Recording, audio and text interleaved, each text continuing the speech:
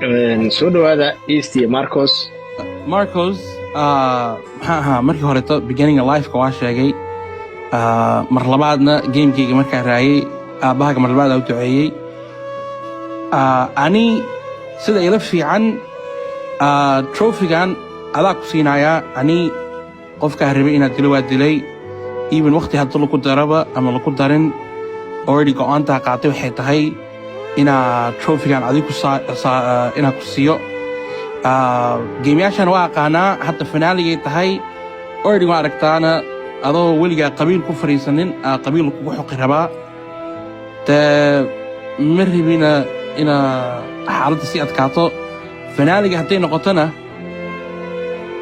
maxaa hadda game adag ku noqon doonaa waa ogahayna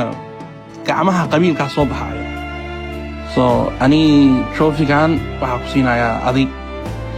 adina qaado lacagtaasaa ku heshid millinkana adigii reerkaaga iyo aabbahaaga insha allah wax ku tari kartaa yani waa tanaasushay fully okay masha allah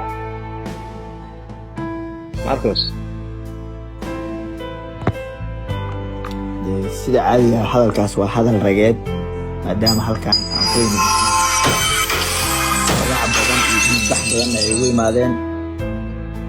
istio waa kaaga mahadcelinayaa maadaama trophyga aniga ay siisay